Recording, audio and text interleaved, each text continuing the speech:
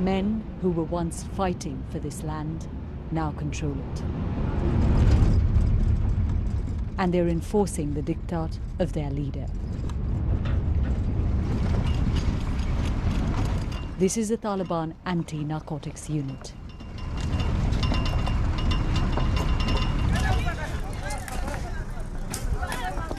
Deep in eastern Afghanistan, they stop when they see a field of poppy. While the men raise it, their commander shouts at the family that owns the land. I told you to destroy it yourselves.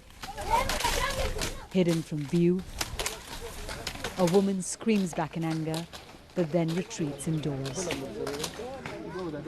Within minutes, it's all gone. The poppy that this family spent months growing. Their son is detained for defying the ban. Released later with a warning.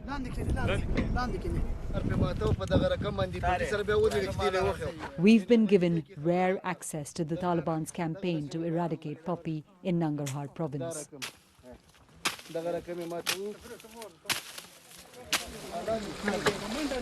They've been at it for 5 months already.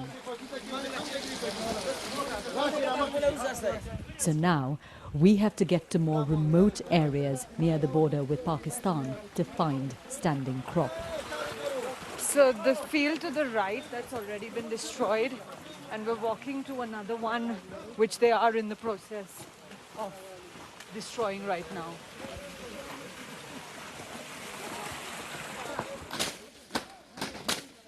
Farmers have been trying to grow poppy hidden away from view, between other crops.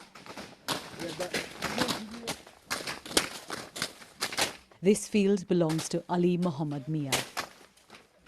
Can you tell me what you've eaten? I asked him why he defied the ban. If you don't have enough food in your house and your children are going hungry, what else will you do? If we grew wheat instead, we won't earn enough to survive.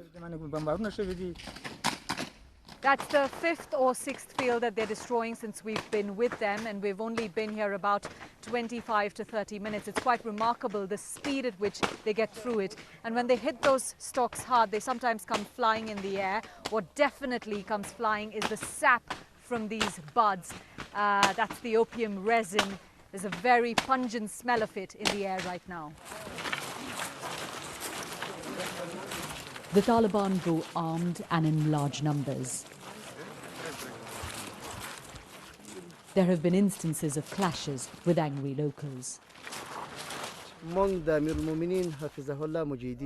We are implementing the order of our supreme leader. Our allegiance to him is such that if he told my friend to hang me, I would accept and surrender myself.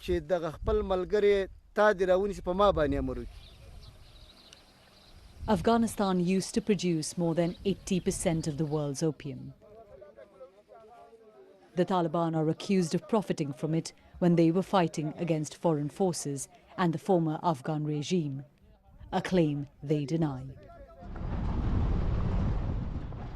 But now, from what we've seen and from satellite images, there's evidence of an unprecedented reduction.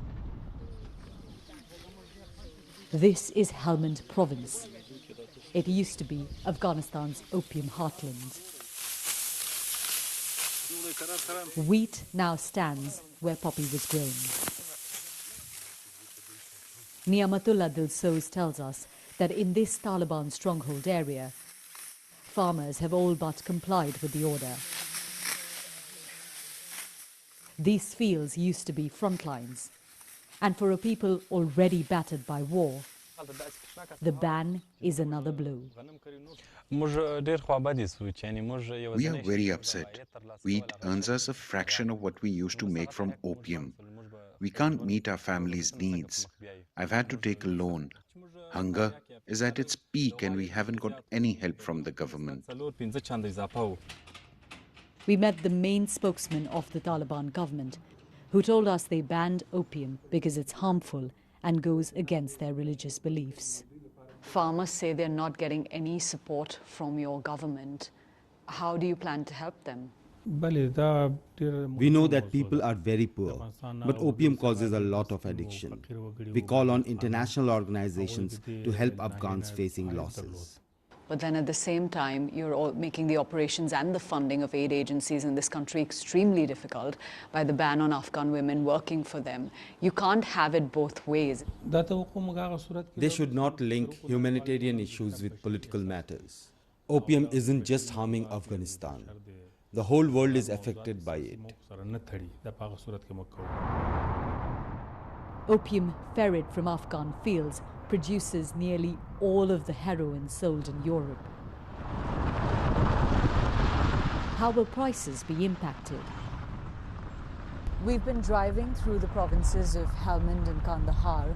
Traditionally, these used to be the two main poppy-growing provinces of Afghanistan, a country that used to produce more than 80% of the world's opium. We were in these same areas around the same time last year, and everywhere you looked you could see poppy and only a few fields with other crops.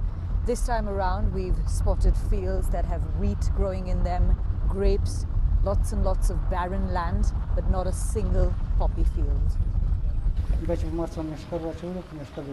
We met a farmer holding on to a small stash of his harvest from last year. We're not naming him to protect him. He told us the price of each of these bags is now 5 times what it was before the ban. He's waiting for it to rise further so it can sustain his family longer. For now, the Taliban appear to have accomplished what no one else could. But there are questions about how long they can sustain it. Yogita Lamai, BBC News, Kandahar.